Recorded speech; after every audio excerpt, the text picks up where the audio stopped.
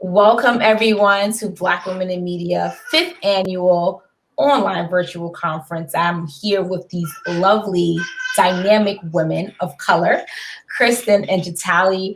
I want you guys to just jump right into your bios and let the audience know a little bit about you and your background. Oh, well, I'll just jump right in. My name is Kristen Roshan. By day, I'm an ad exec for ABC7. And by night, writer and author of CandidlyKristen.com, formerly DivasAndDorks.com.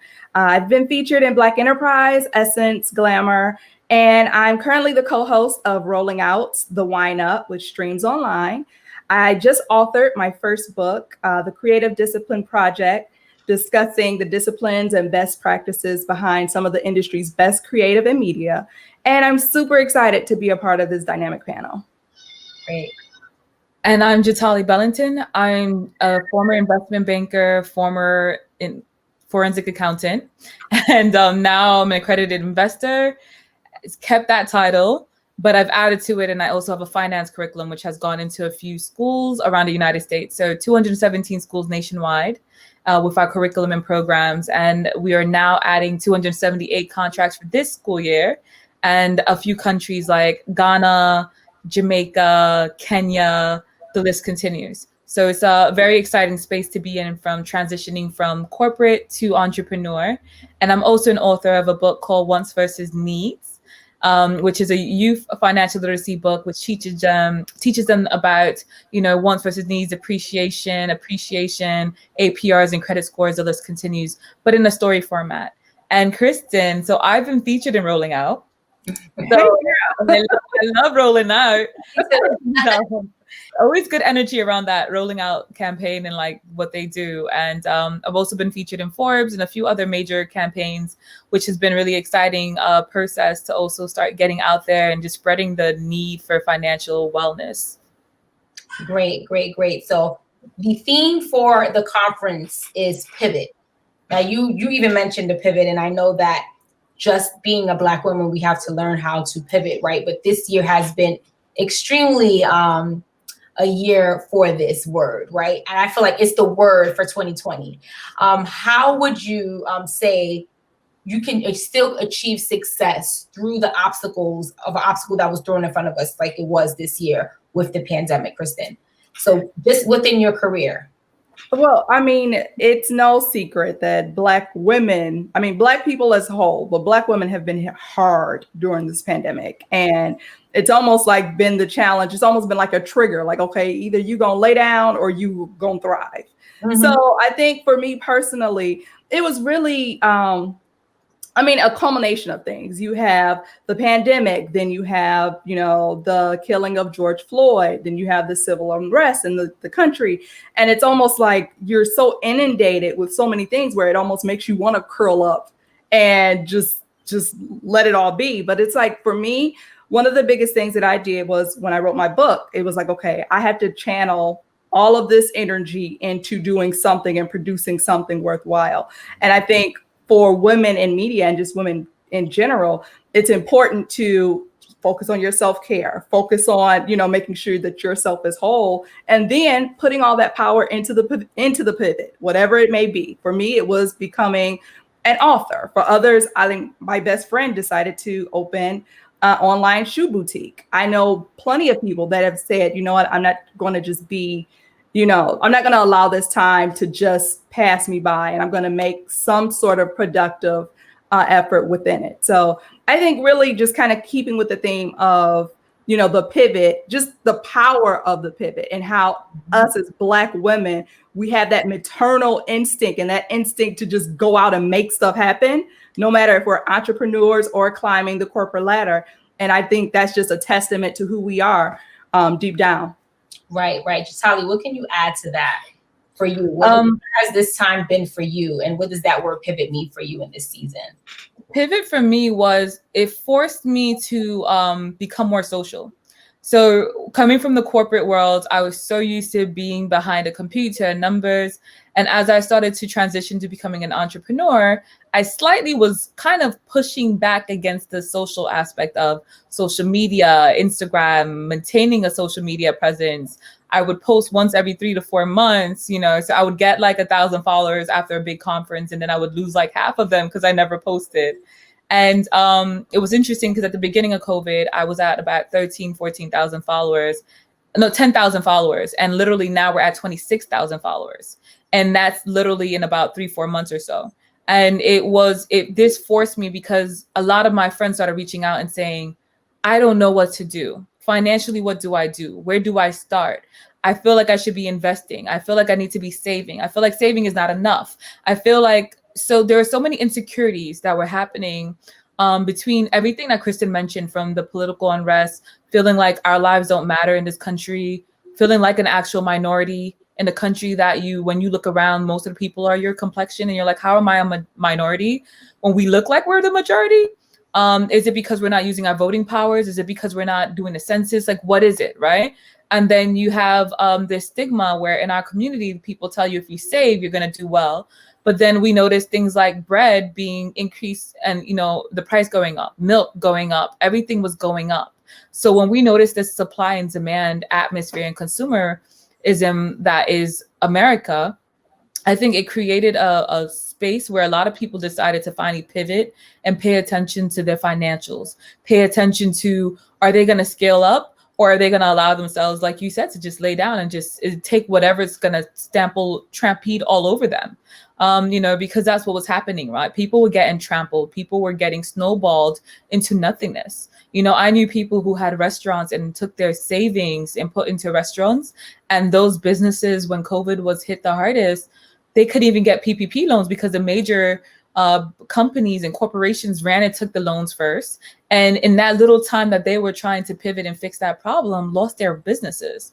Mm-hmm. And so when you see situations like that, that was, to me, the pivot. The pivot was helping people scale, and it forced me to step up, because it was just like, hey, you have information that can help someone transition through this experience. And are you going to step up and help them?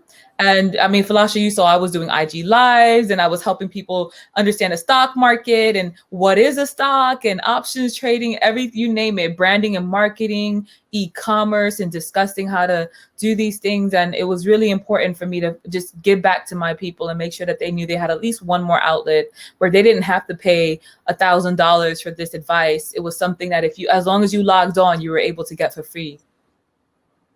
And I want to talk about that, about, reaching down and pulling somebody else up. I don't think that we do that enough in our communities. Well, I see it a lot more now. Kristen, what can you say? Was there a time in your career where someone was able to pull you? And are you taking strides in reaching your hand down to help other Black women, advocating for Black women? So thank you for that question. It's so funny because I really do think that mentorship is like one of the biggest ways that we can affect the change we want to see in the industry. I know for me, growing up in media, I really, I had women that I looked up to. I had women that I connected with, but it wasn't on that mentorship level. And even as an adult, I just think about how much further my career would be if I had that sort of nurturing mentor in the space of, started working in radio out of college, and then now in TV.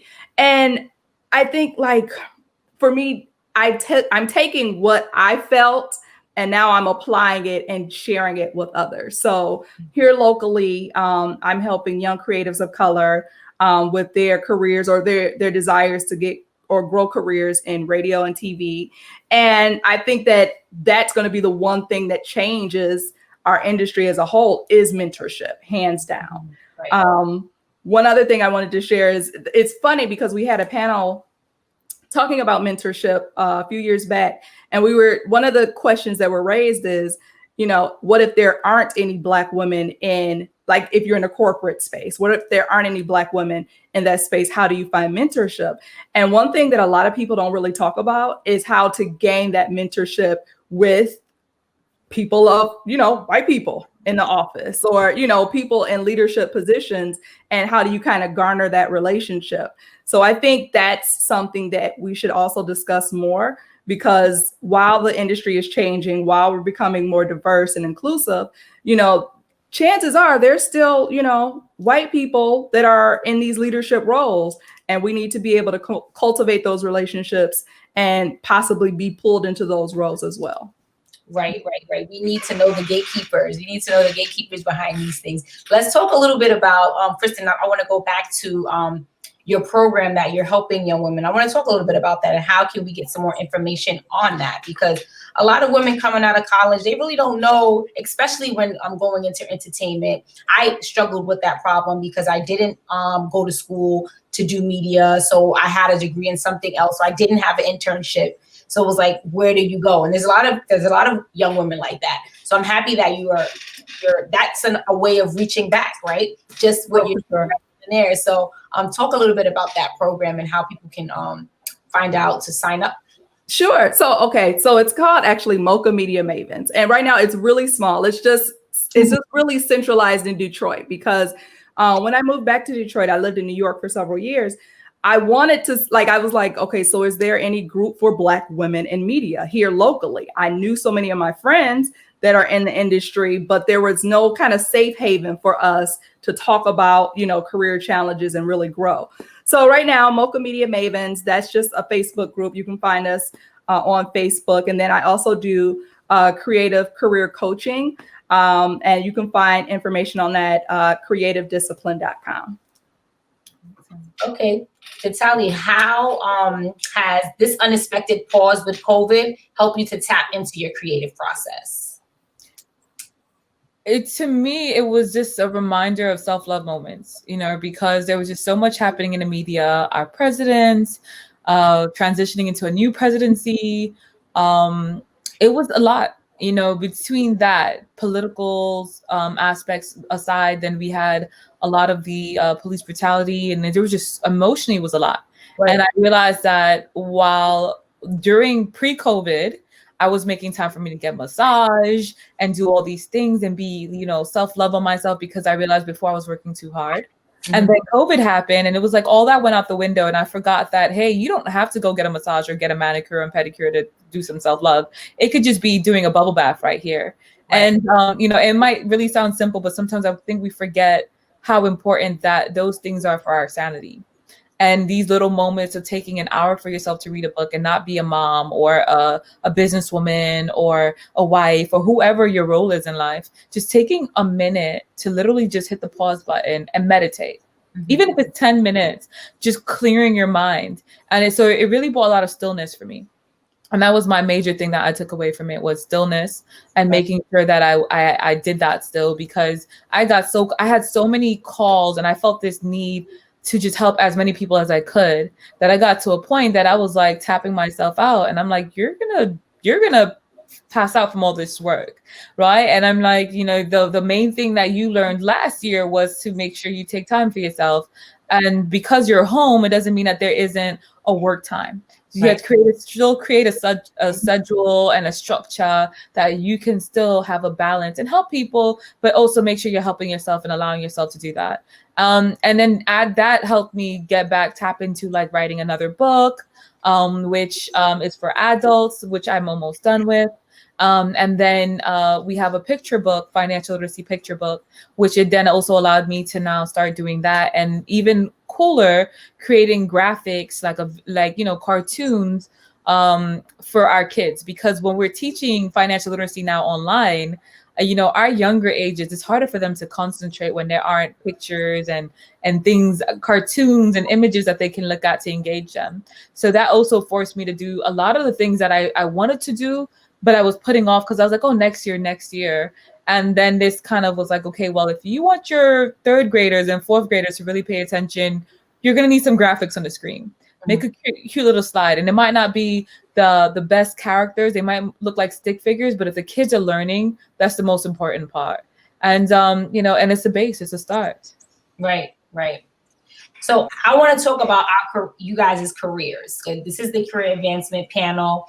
And I know that each of us have a story on like how did you get to where you were today. So I want you, Kristen, to dive into that a little bit, and just talk about the challenges of your journey. Sure. I definitely wanted to touch base or kind of jump into Jatali's point about self-care, the stillness, and to the point of, there's a saying, you can't pour from an empty cup. And I feel like as Black women, we are constantly pouring from a cup that's depleted. And I just wanted to kind of let folks know, one thing that I've learned that I've started to use is the Calm app. I'm not sure if you guys are familiar with it. It helps with like music, soothing music, right? Meditation, focusing on your breathing, that sort of thing. And it's really, I mean, it's phenomenal. I tried it. I've been using it for about a few weeks now. And I remember when I first tried it, it was like, oh my gosh, I felt like I left a therapy session. And it's just like, you kind of just leave it all on the floor and you feel rejuvenated afterwards. So I know, with things shut down and, with COVID, it's kind of hard if we have to go to therapy or just want to go to the spa or get our nails done or whatever. But check out the Calm app because it really does help. So I have it. It's true. So jumping into my career, it's so wild because I started out, I'm probably one of the few people that knew what they wanted to do like when they were like 5 years old. Oh, wow. From the start, I always wanted to work in advertising. I remember there used to be a show called Who's the Boss, like back in the day. And I remember that show. Right. So Angela Bauer was an ad executive. And then you have movies like Boomerang, where they worked in the ad agency. And there are a few others that talk about Black creatives. So I always knew I wanted to do that. Went to Michigan State for my undergrad and graduate program in advertising and strategic communications. And then from there, got my first job in radio. So I worked in radio, in marketing and ad sales. And I liked it. I enjoyed it, but I also did not want to get stuck in Detroit. So I said, you know what? I have to leave like as soon as possible, because if I don't, I'll never leave. So I worked at the time it was CBS Radio in Charlotte, North Carolina for a cluster of stations. And then New York for CBS New York, where we launched 92.3 Now, which was a contemporary station. And my first year there, I was like, you know what? This is cool, but I have this blog idea and I feel like I could really go somewhere with it. And I have it's a long story. I'm going to try to make it really short. I randomly met a woman that worked for BET, and we connected on the train on our way to church. And she was like, you know what? Such great time talking with you. If you're interested, come out to LA for the BET Awards, and we have housing and stuff. You can help do promotions and help with our execution on site. And I was just like, okay. And that connection led me to connections with Ford and other brands. And by the end of June, I was honestly kind of like growing my brand. At the time was divasandorks.com. And by the December of that year, I was like, you know what? I don't even have any more PTO days at my job at the radio station. I guess I'm gonna have to quit. So from 2011 through 2016, I was doing my brand full time, went to the Olympics with Samsung, worked with brands like Ford, GM, did some video projects for like Essence, Verizon. And most recently, I got recruited by Scripps Media, who owns an ABC affiliate here in Detroit. And I've been doing that as well. So my career is kind of journeyed between working as an entrepreneur, working in radio, to now back in broadcast doing television, as well as my entrepreneurship as well. That's amazing. So were you doing for these brands, were you doing advertisement for these brands? No, so for the brands, I was doing a lot of integrated video work. So for Essence, I starred in a web series called Escape to New Orleans, which was focusing on Ford's Escape vehicle and the Essence Festival in New Orleans. And then I've done some stuff with Toyota, just kind of highlighting New York living. And what else did I do? I did some stuff with GM here in Detroit. So it was a lot of automotive, a lot of technology brands, because at the time my blog site was divasandorks.com. So it focused on style and technology, and had some pretty cool partnerships because of it. That's amazing. That's amazing and a cool story. Jatali, I want you to to tap into your story now and your career path. I know that you're like, she's a financial guru. Like, I go to her for all the advice on this stuff. So I want you to just give us a condensed story about your start and what led you into doing that, and also your pivot, because you do financial literacy, but you were able to connect your brand with the school system, which I want you to talk about that dynamic. So you can go ahead. So, I mean, it's for me, you say you thought about always wanting to be in that world. And when I was young, I thought I was going to be a child psychologist. I just love children. I was a kid who liked other kids. And I used to actually, as a kid, single ages, I would go to the hospital and read books to other kids who were sick. And so I always kind of had that part of me of giving back and talking to kids and being around kids. And so when you asked me if I was younger, what I was going to be, I was like a pediatrician or a child psychologist. And then while I was in med school for 2 seconds, when I was in school, I had classes for child psychology and med school. And the first time we had to cut into a corpse, I was like, yeah, I don't want to be a doctor. And then I was like, maybe I'll just be like doctor and, for child psychologist. And then when I started to do my residency, I realized that there was a lot of things that I couldn't do to help these kids.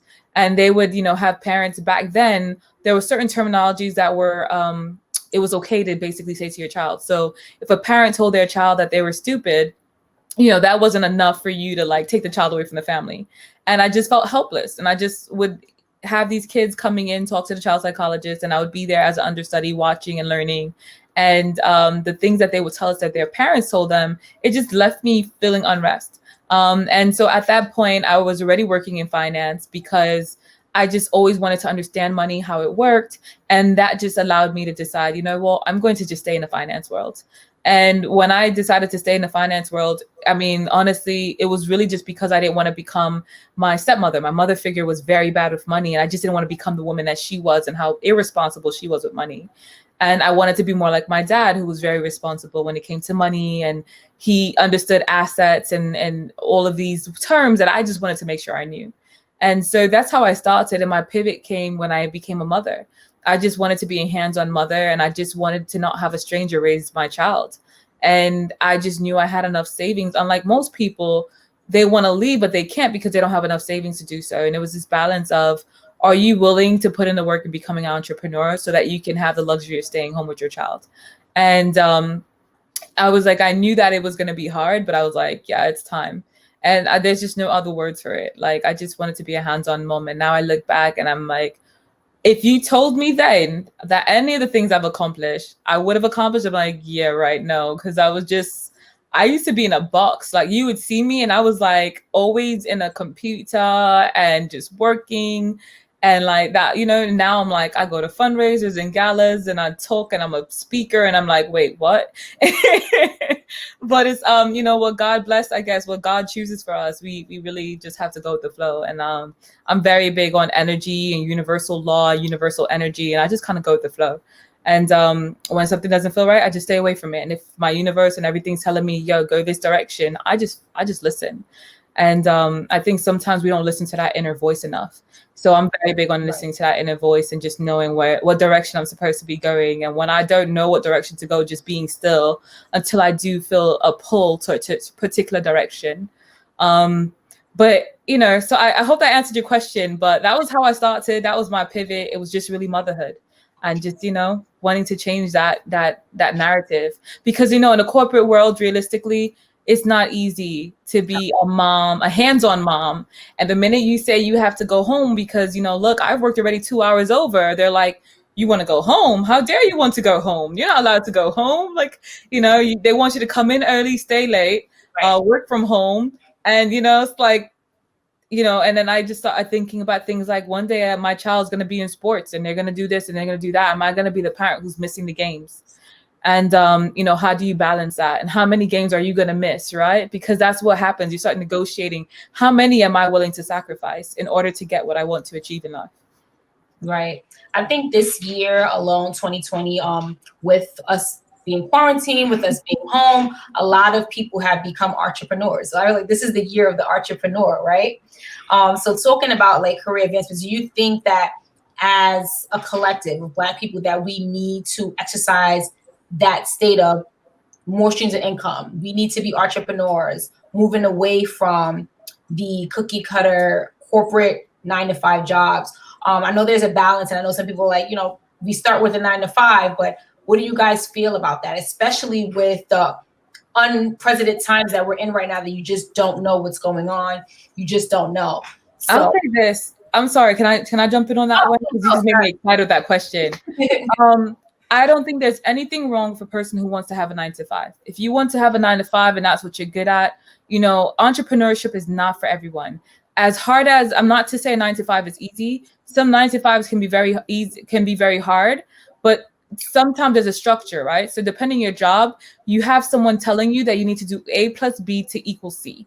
And you have this very limited structure, and then you get someone to pat you in the back and tell you you're doing a great job.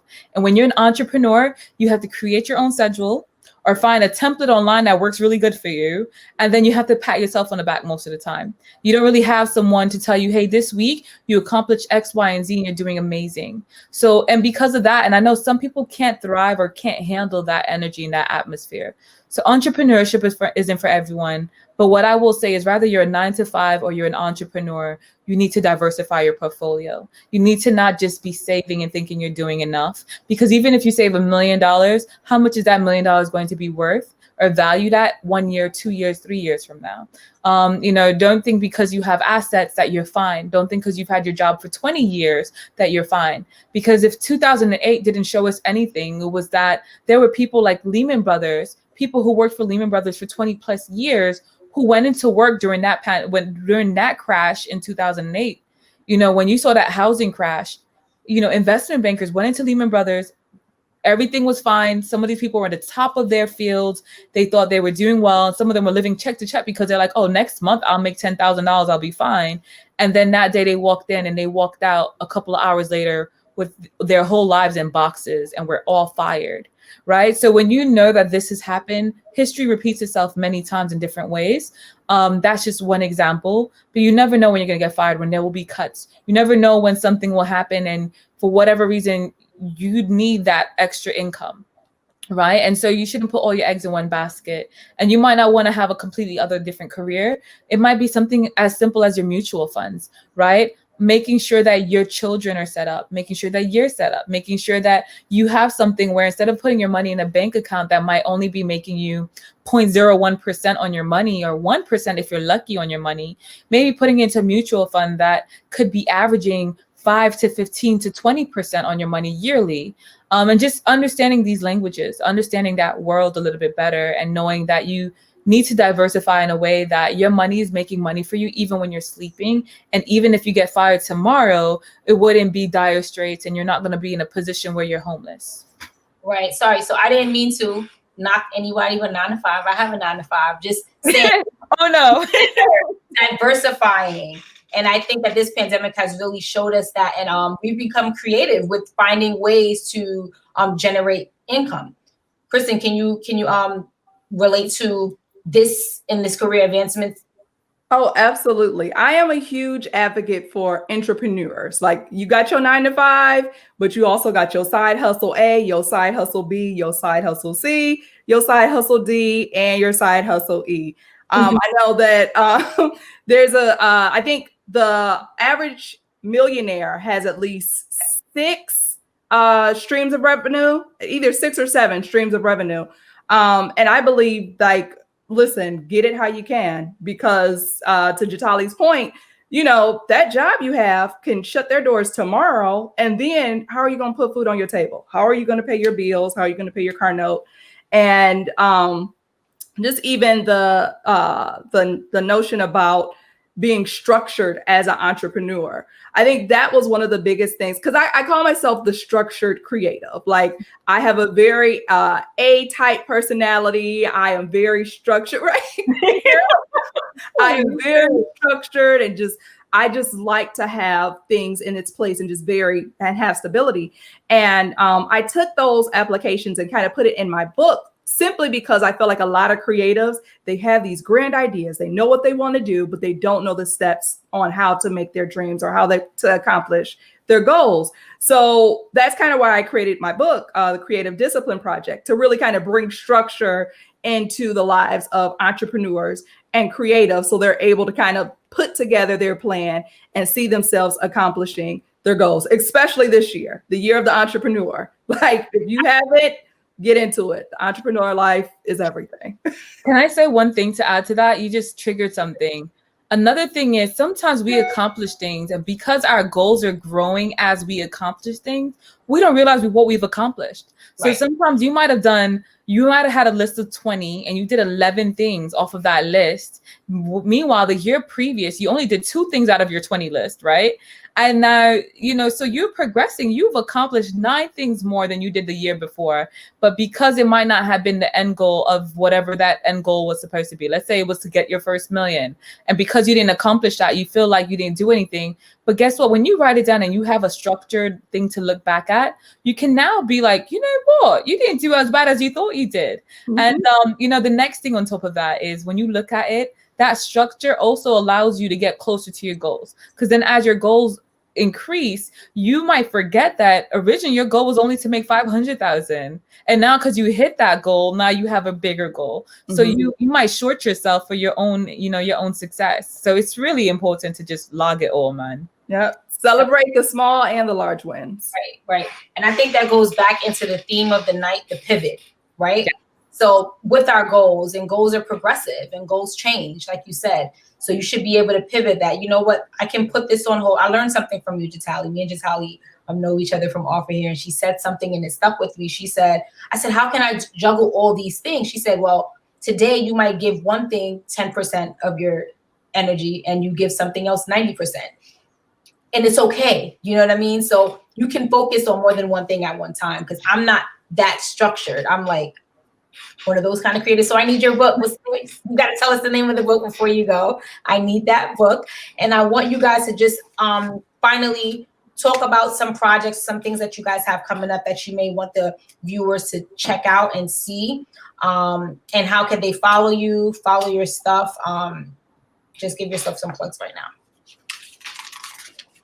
Okay, well, I'll jump in.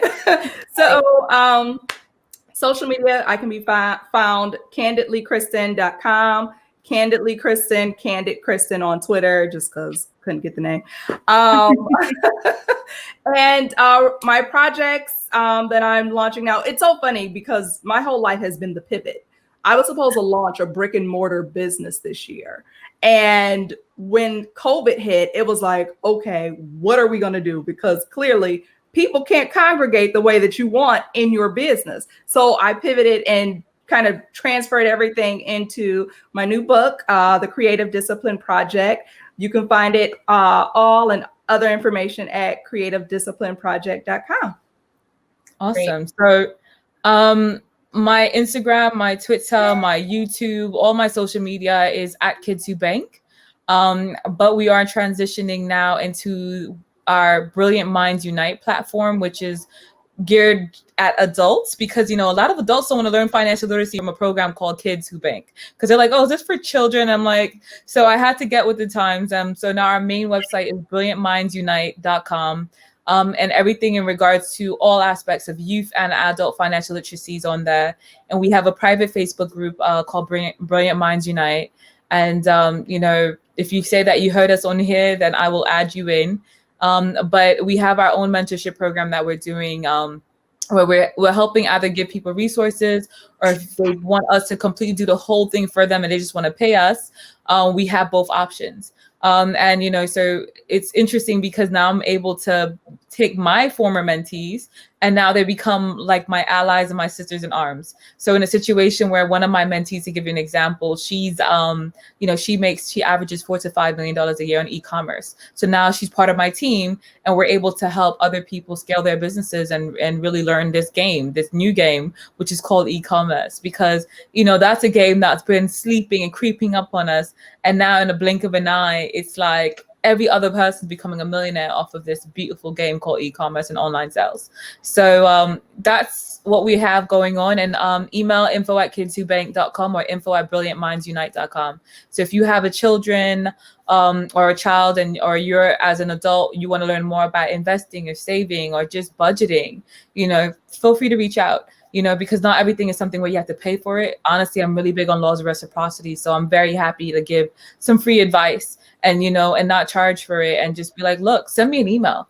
The worst case scenario, I might not see your email, and then you send me a message on Instagram, and guess what? One of those will get through, and we'll connect, and I'll respond to you. Because what really has helped a lot of us remain successful is being human. And I know when I was growing up in this industry, I had a lot of mentors who were just amazing.